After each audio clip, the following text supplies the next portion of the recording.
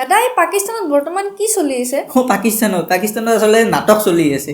পাকিস্তান বৰ্তমান ৰাজনৈতিকভাৱে মানে যদি চাবা যা পাকিস্তানৰ অৱস্থা বেলেগ আৰু তাৰ অৱস্থাই নাই অৰাজক পৰিস্থিতিৰ সৃষ্টি হৈছে।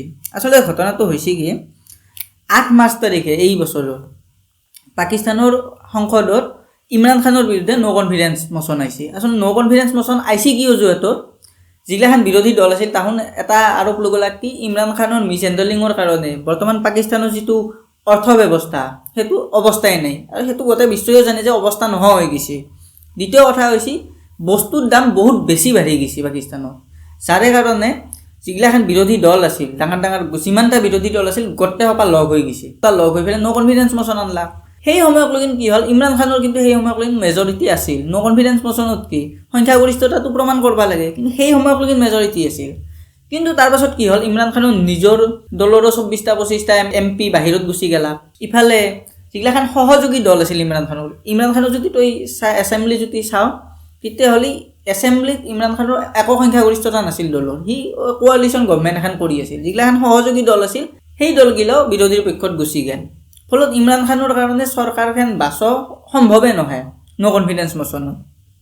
তাৰ কাৰণে ইমৰান খানে কি কৰলা, সি প্ৰথমতে যিহেতু স্পীকাৰ তাহাঁত দলৰে হয়, সাধাৰণতে শাসক দলৰে স্পীকাৰ হয়, গতিকে ইমৰান খানে বুদ্ধি কি কৰলাক স্পীকাৰৰ লগত লগ লাগি লাহে লাহে এই নো কনফিডেন্স মোচনটো পাউচাই ৰাখলাক। এতিয়া এই যে পাউচলাক এইখিনি সময়ত ইমৰান খানে কি বুদ্ধি কৰলাক যে আমি কিবাকে যিগিলাখান আমাৰ দলৰ মানুহ গুচি গৈছে আমাক বয়া পাই সেইখিনিক আমি আনিম, যিগিলাখান সহযোগী দল আছে তাহাকো আমি আনিম, সেনেহেন চেষ্টা কৰলাক। কিন্তু বহুত চেষ্টাৰ ফলতো নৰলাক। যেতিয়া ইমৰান খানে দেখাক যে আমি নৰো তেতিয়া ইমৰান খানে এটা বেলেগ বুদ্ধি কৰলাক। সেই বুদ্ধিটো কেনেহেন আছিল, ইমৰান খানে ডাঙৰ ৰেলী আৰম্ভ কৰি দিলাক যে এখন চিঠি আনলাক। তাহোন চিঠিখন কি আছিল? চিঠিখন আচলতে এখন ভুৱা চিঠি এখন আনছিল। এতিয়া ভুৱাই না সঁচাই সেইটোও ক'ব নোৱাৰো, কিন্তু সুপ্ৰিম কোৰ্টৰ যদি হিচাপত চাবা যায় পাকিস্তানৰ চিঠিখন আচলতে ভুৱা আছিল। তে সেই ভুৱা চিঠিখন দেখে মানে চিঠিখনত বোলে এনেকৈ লেখা আছে যে আমেৰিকাই ইমৰান খানক গুচাব খুজিছে। কিয়? কাৰণ আমেৰিকাক ইমৰান খানে গুৰুত্ব দিয়া নাই। ইমৰান খান ৰাছিয়াৰ লগত অলপ লগ হৈছে, এই যুদ্ধৰ সময়তো ৰাছিয়াৰ তাতে যাই গৈছিল, চবেই জানে এইটো কথা।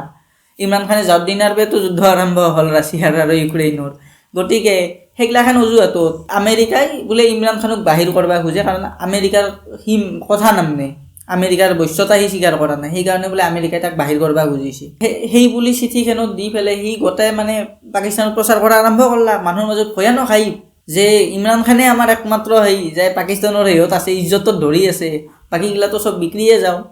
তাৰ মানে যিটো আৰোপ লগাইছে সেই হিচাপত কেনেহেন যে এই যিগিলাখান দল লগ হৈছে, আহাক লগ কৰাৰ পাছত কাই আছে আমেৰিকা আছে মানে কি আমেৰিকাই পইচা দিছে। যিগিলাখান মানুহ তাৰ পৰা গুচি গৈছে সেইগিলাখানকো আমেৰিকাই বোলে পইচা দিছে, সেইকাৰণে সেই মানুহগিলা গুচি গৈছে। এনেহেন টাইপৰ আৰোপ লগাই সি নাটকখন কৰি আছে।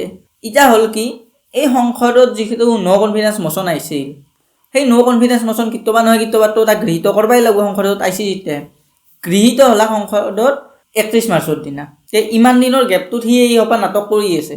এতিয়া যে গৃহীত হোৱাৰ পাছত নো কনফিডেন্স মোচনত সেই বিতৰ্ক চিতৰ্ক চলে, আমাৰ সংসদত যেনেকৈ চলে তাহাৰো চলে, বিতৰ্ক চিতৰ্ক চললাক। এতিয়া 3 এপ্ৰিল তাৰিখে কি হ'ল, সিদিনা আচলতে সেইটো গৃহীত হৈ সিদিনা ভোটিং হ'ব লাগে।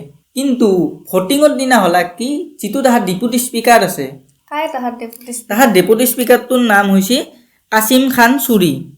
এই ডেপুটি স্পীকাৰটোৱে কি কৰলাক 3 এপ্ৰিল তাৰিখে সি আৰ্টিকল 6 হাৱা লৈছে। আৰ্টিকল 6 মানে কি আহোন সংবিধানৰ প্ৰতি অনাস্থা দেখুৱা বা দেশৰ প্ৰতি গাদ্দাৰী কৰা টাইপৰ সেই দিছে। কাৰণ সি আহোন চিঠিখনৰ অজুহাতত কৈছে কি আহোন আচলতে দেশৰ প্ৰতি লয়েল নহয়, আহোন বিদেশী কোনোবা এটা শক্তিৰ হাততহে খেলি আছে।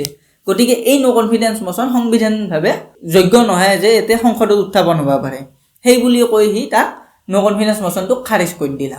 যেতিয়া নো কনফিডেন্স মোচন খাৰিজ হ'ল লগে লগে ইমৰান খানে বুদ্ধিটো কি কৰলাক, নো কনফিডেন্স মোচন খাৰিজ হৈছে, সি লগে লগে তাহাৰ যিটো ৰাষ্ট্ৰপতি আছিল, ৰাষ্ট্ৰপতিটোৰ নাম হৈছে আৰিফ আলভি একেলগে সি এটা প্ৰস্তাৱ পঠালাক যে আমাৰ যিখন সংসদ আছে বৰ্তমান সেইখন ডিজলভ কৰি দিব লাগে। ডিজলভ মানে কি নতুনকৈ আৰু ইলেকশ্যন পাতিব লাগে, আৰু যিখন সংসদ আছে আগৰ যিগিলাখান সদস্য আছে চবৰে সদস্যতা গুচি যাব, নতুনকৈ ইলেকশ্যন হ'ব।